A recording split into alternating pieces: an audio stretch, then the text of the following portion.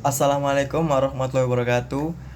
Perkenalkan, nama saya Aris Bidin Alwafa dengan NPM 240810103004, Prodi Informatika, Fakultas Ilmu Komputer, dari kelas Bela Negara G148. Nah, pada video kali ini saya akan membahas mengenai artikel saya yang berjudul Edukasi Ancaman Social Engineering dalam Meningkatkan Ketahanan Cyber Masyarakat. Nah, sebelum kita melanjutkan ke isi dari artikel ini, saya akan menyebutkan apa sih implementasi yang saya tulis ini di dalam mata kuliah bela negara. Nah, yang pertama yaitu mulai dari nilai kesadaran berbangsa dan bernegara. Karena kesadaran terhadap ancaman digital berarti memahami pentingnya menjaga keamanan bangsa, dan social engineering dapat mengancam stabilitas ekonomi, sosial, dan keamanan nasional, sehingga edukasi terhadap ancaman ini itu termasuk ikut menjaga keutuhan negara. Lalu ada yang kedua, nilai cinta tanah air. Di antaranya yaitu melindungi data pribadi, menjaga keamanan digital, dan menghindari penipuan yang merugikan negara dan masyarakat. Dan yang terakhir yaitu nilai kemampuan awal bela negara. Kenapa? Karena yang pertama yaitu meningkatkan kompetensi warga dalam menghadapi ancaman. Lalu yang kedua, respons terhadap insiden digital. Dan yang terakhir, membangun kesiapsiagaan di ruang cyber. Nah, itu tadi adalah hubungan implementasi bela negara dalam artikel saya. Nah, berikut ini yaitu membahas isi dari artikel saya. Dan kenapa saya memakai judul ini? Itu karena secara garis besar itu dalam 20 tahun lebih tepatnya, itu kemajuan pesat dalam teknologi informasi itu telah membawa perubahan besar dalam cara orang berinteraksi, bekerja, mengelola informasi, dan sebagainya. Nah, namun teknologi ini itu menimbulkan banyak sekali masalah baru seperti meningkatkan risiko kejahatan cyber, terutama di social engineering. Nah, dalam artikel saya ini membahas mengenai social engineering, bukan yang kayak lain-lain itu. Nah, masalah utamanya yaitu serangan social engineering itu semakin meningkat karena ketidaktahuan kita atau masyarakat tentang modus modus para pelaku.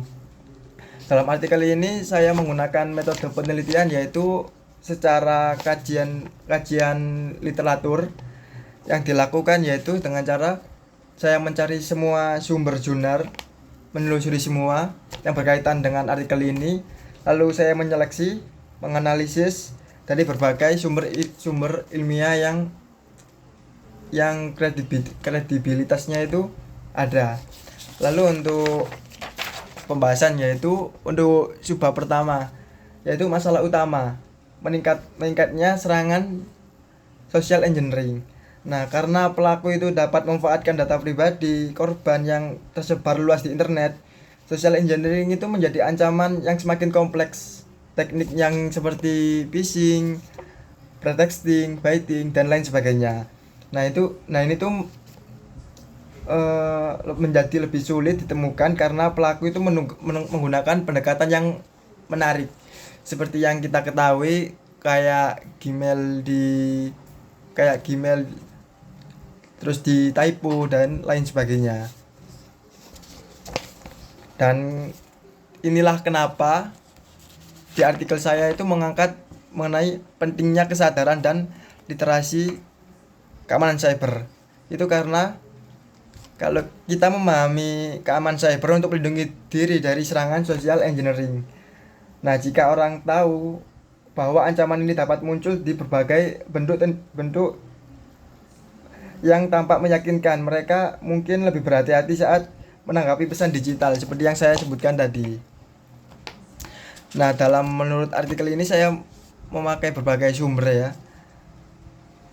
Menurut sumber Framework for Improving Critical Infrastructure Cybersecurity itu menggunakan bahasa yang mendesak, permintaan informasi pribadi, tautan mencurigakan, kesalahan ejaan yang meningkatkan kemampuan penggunaan untuk mengidentifikasi ancaman cyber. Lalu untuk sebab berikutnya yaitu solusi yang ditawarkan atau edukasi dan mitigasi berbasis masyarakat. Nah, berhubung banyak orang yang gaptek gitu, jadi solusi dari saya yaitu adanya kampanye literasi, lalu ada program komunitas juga, formal dan non formal tentunya. Nah, kampanye literasi ini berbasis komunitas. Selain pelatihan teknis, ini sangat penting untuk meningkatkan kesadaran kolektif. Nah, penelitian dari artikel ini menunjukkan bahwa pendekatan komunitas ini memiliki dampak yang lebih luas karena melibatkan proses berbagai pengetahuan antar pengguna. Jadi di antar pengguna nanti akan sharing-sharing gitu.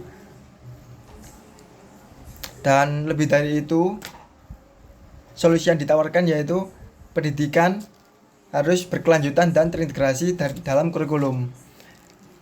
Karena pendidikan formal dapat mengajarkan dasar-dasar keamanan cyber sejak sekolah menengah. Sebaliknya, pelatihan seperti pelatihan kerja, buku yang mudah diakses publik, dan webinar nasional dapat meningkatkan pendidikan non formal.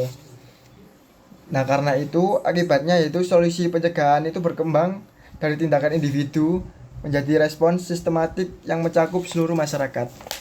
Sekian dari review atau penjelasan artikel saya mengenai edukasi ancaman social engineering dalam meningkatkan ketahanan cyber masyarakat. Terima kasih.